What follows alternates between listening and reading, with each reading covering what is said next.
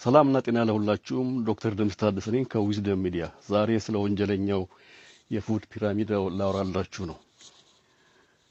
ወንጀለኛው የፉድ ፒራሚድ ለጤና መታወክ ምክንያት ሲሆነው የተሳሳተ አመጋገብ በማስተማር ነው። ባለፉት 10 ዓመታት በዓለም ዙሪያ ተግባራዊ ሲደረግ የቆየው የፉድ ፒራሚድ መመሪያ በብዙ የጤና ባለሙያዎች ዘንድ የወንጀለኛ መመሪያ ተብሎ መጠራት ጀምሯል። ይህ የሆነበት ዋና ምክንያት መመሪያው ለልብ ጤና ተብሎ ታስቦ ቢዘጋጅም ውጤቱ ግን በተቃራኒው የስኳር በሽታን ከመጠን ያለፈ ውፍረትንና የልብ በሽታን በማባባሱ ነው። የፒራሚዱ መሰረት እና የታዘዘው ስህተት እንደ አውሮፓውያን አቆጣጠር በ1992 በዩኤስኤ የወጣው ፒራሚድ በታችኛውና በሰፊው ክፍል ላይ ከ6 እስከ 11 ጊዜ እንድንመገብ ካርቦሃይድሬትን እንድንመገብ ያው የተጣራ ካርቦሃይድሬት እንድንመገብ ያዛል፣ ይመክራል። ይህ መመሪያ የሰው ልጅ አመጋገብ በከፍተኛ ሁኔታ ወደ ተጣሩ ካርቦሃይድሬቶች ስለመራ ሪፋይንድ ካርብስ እንዲያዘነብል በማድረጉ ተቃርኗዊ ችግር ፈጥሯል። ስብን ከእንስሳት የሚገኝ ስብን እንድንፈራ ተደርገን ካርቦሃይድሬትን አብዝተን እንድንመገብ ተመከርን። ይሄ ደግሞ ለብዙ የሜታቦሊዝም ችግሮች በር ከፋች ሆኗል። ካርቦሃይድሬት ሲበዛ በሰውነታችን ላይ የሚከሰቱ ጉዳቶች በርካታ ናቸው። ከመጠን ያለፈ ካርቦሃይድሬት በተለይም የጣሩ ካርቦሃይድሬቶች የላሙ፣ የጣሙ፣ የተቀለሙ ብዙ ኬሚካል የተጨመረባቸው ሱሰኛን ሱስም የሚያስይዙ እንዲሆኑ ተደርገው የተሰሩ እነኚህ ካርቦሃይድሬት ሪፋይንድ ካርብስ የኢንሱሊን መቋቋምን ኢንሱሊን ሬዚስታንስን ይፈጥራሉ። ከፍተኛ መጠን ያለው ካርቦሃይድሬት ሲወሰድ የደም ስኳርን ለመቆጣጠር ኢንሱሊን በብዛት ይመረታል።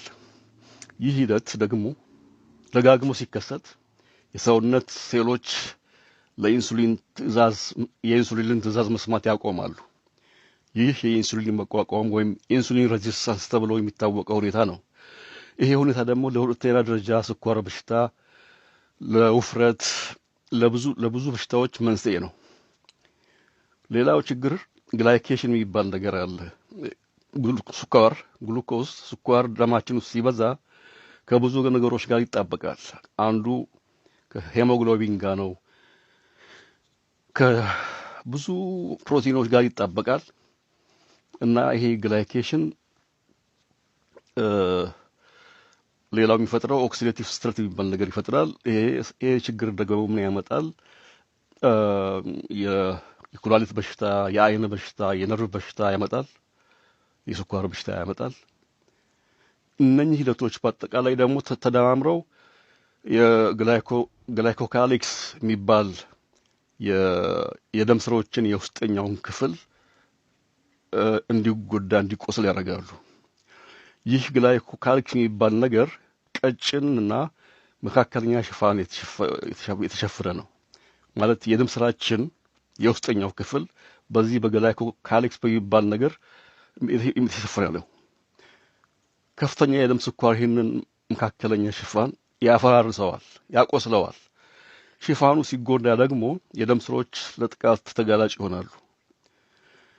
የአርተሪ ግድግዳ መቁሰል እና ለምን ያበቃል? ለአቴሮስክለሮሲስ ወይም ለአርተሪያል ሮል ኢንጁሪ ኤንድ አቴሮስክለሮሲስ። አቴሮስክለሮሲስ ማለት